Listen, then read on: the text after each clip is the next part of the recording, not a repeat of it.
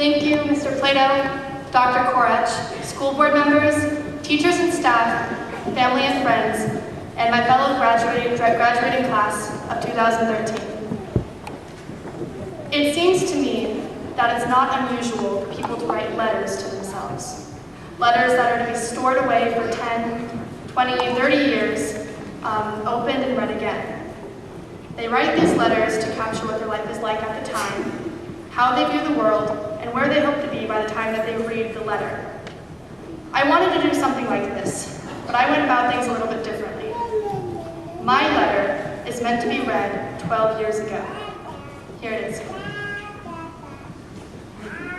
Dear first grade self, I know you were excited for the 3rd grade because that's when you're going to learn cursive.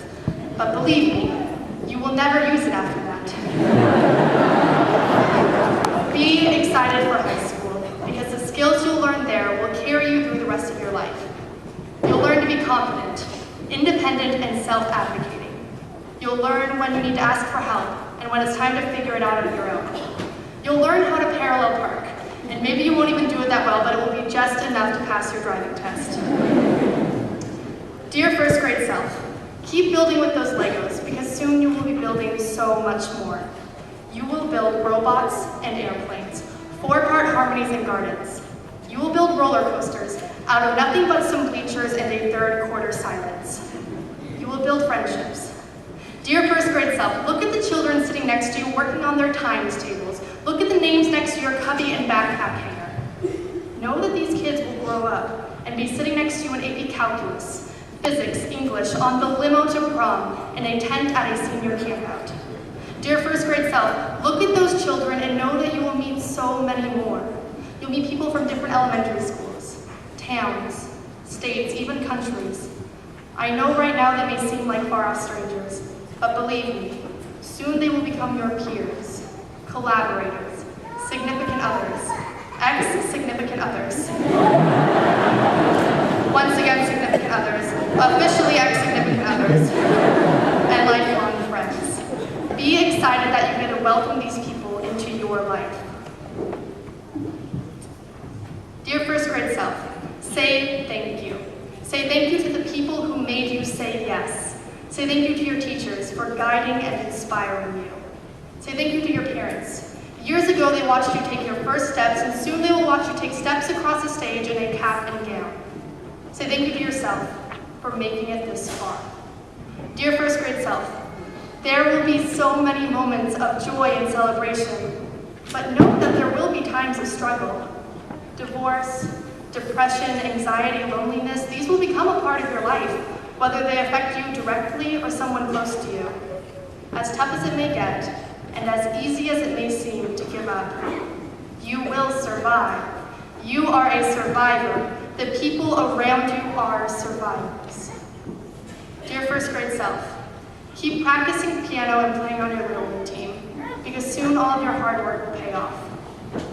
You will grow up to be state champion athletes, solo ensemble musicians, award-winning artists, mock congressmen and women, lawyers, political activists, conservationists, editors, City League basketball champions, flag football all-stars, part-time employees, and National Honor Society members.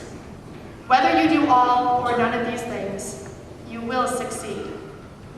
Dear first grade self, throughout all of your schooling, you will embarrass yourself. You will fart in class and call the teacher mom. It's okay. Laugh it off. Apologize to your teacher. Let them know they look nothing like your mom, and let your mom know that she looks nothing like Mr. Paris. Dear first grade self, embrace story time. Indulge yourself in pleasures like the Giving Tree and Polar Express.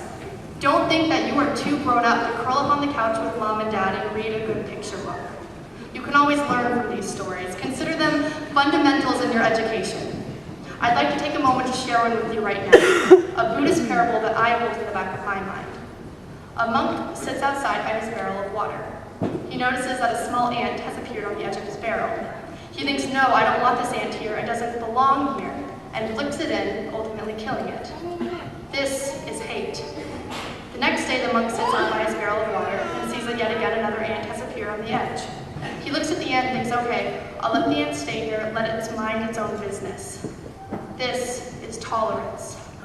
It is not until the third day, when the monk sees that yet again another ant has appeared on the edge, and without even thinking, he grabs a handful of sugar and sprinkles it along the edge for the small creature.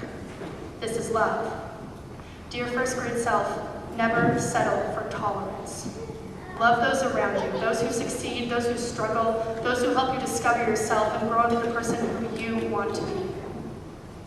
Dear first grade self, hold on close to your imagination, creativity, and pure adolescent joy. Don't lose these things that make you young. Growing up, it's gonna happen before you know it. Don't rush it. Doodle your fingers, wiggle, I don't know. Start a spontaneous kickball game. Soon you're gonna have to make room for grown-up responsibilities in a grown-up world. Always find joy in every new experience. Dear first grade self, look at how far you will go. Dear class of 2013, look at how far we've come. Thank you.